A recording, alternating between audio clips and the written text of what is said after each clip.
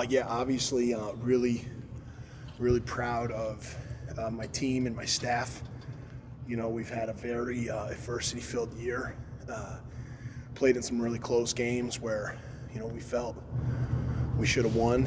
And I told them it takes a really special group of people to not, you know, let that affect you going forward. And certainly a steep challenge coming on the road to a ranked team. And I just think, you know, while you know what our record says, you know, there's a saying like you are what your record says. Not these kids.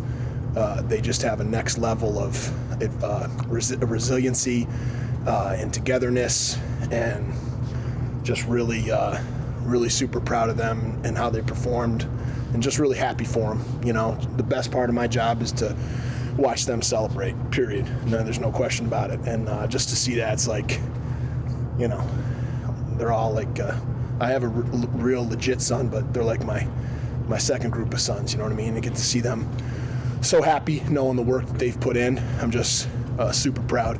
And the reason it is a big deal is because of Buddy Stevens and the respect I have for Dartmouth and what they've built here. He's a class guy and a great coach, and their staff, and they're a good team. They were ranked. And, you know, to be able to beat them at their place is just a great effort by the kids at Cornell. So what does it feel like? Feels great. We talked about this all week. This is a great defense. It's a great football team. And we knew we were going to have to play 60 minutes to walk down here with a win. It's good to, as at this point in the season, we're probably not going to win the Ivy League championship. So all we're really playing for is each other, for our brotherhood, for the seniors to send them out the right way. So it feels good to get this win. Forgive me for not knowing, but you had another quarterback who ran like sort of the option at the start of the season, and then it came to you? Not quite. So we considered them both our starters from game one on. Okay. And Mike was a senior, and he hurt his shoulder week 3. Okay. Richie started and played the whole Yale game in week 2. So that defensive line is pretty fearsome. What did you guys do or try to do to deal with them? Because nobody until today has really hit them. Yeah, we changed up the looks for them. We gave them some motions. We changed our formations. Our O-line played a great game. Our running backs played a great game. Our receivers made plays. We didn't have a go-to as far as our offense. Everyone was making plays today, and that helped spread the field, make it hard for them to defend us. Can you take us through the winning touchdown? What the play was? Whatever you can tell Yeah, us. we had a corner and a post, and the safety bit a little bit too much on the corner.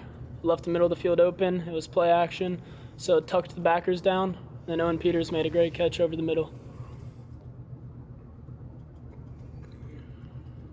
You had to be happy when they were offsides. I mean, you go from whatever it was, 3rd and 4, something like that. Mm-hmm. You had to be thinking, this is our chance. Yeah, we were making sure we were yelling at the guys on the sideline that we're gonna have to mix up the cadence a little bit, make sure no one jumps off sides. So that was good. You did that before you jumped off sides, or? We did that. We talked about that the drive prior, that we were going so to you mix up some of the cadence. Yes. Yeah. How much of a risk is that with your own guys jumping off sides? It's a risk, but we practice it. We talk about it beforehand sometimes. Sometimes we do it on the fly. But I trust them. And they were ultra aggressive. You know, they were really crowding the ball. Yeah. Now, you can say what you want because coach isn't going to get on you when I ask you this question because you won the game. What were you thinking about the punt at the end? Did you want to go for it? I understand both perspectives. We go for it, we get the first down, the game's over. We go for it, we don't get the first down. They're 30 yards from field goal range to tie the game. So that's his decision, and I was happy with the way it worked. So. And for the record, I don't ever want to recruit a quarterback. It's like, yeah, just punt it. So I'm good with how Richie thinks. Harold, I'm sorry, what am I with? Okay, what have I got here? You got Richie Kenny and Dave Archer. Did you sort of at the end, I mean, how much of a surprise was it to you? As far as winning?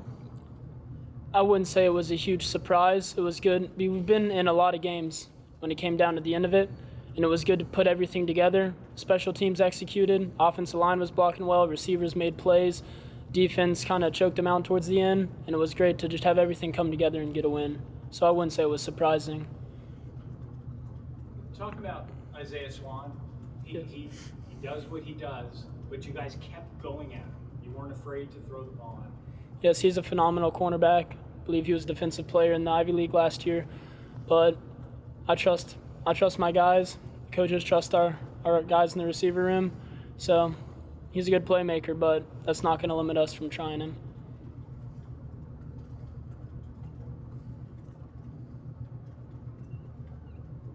Talk a little bit about it's been a tough year, how important this is for you guys and for Coach that you got on this win. Yeah, this is huge. That kind of goes back to what I was saying earlier, where at this point in the season, obviously our goal was to win the Ivy League title. At this point in the season, that's not really attainable. So it's good. We're just playing for each other, and we're playing to send the seniors out best we can.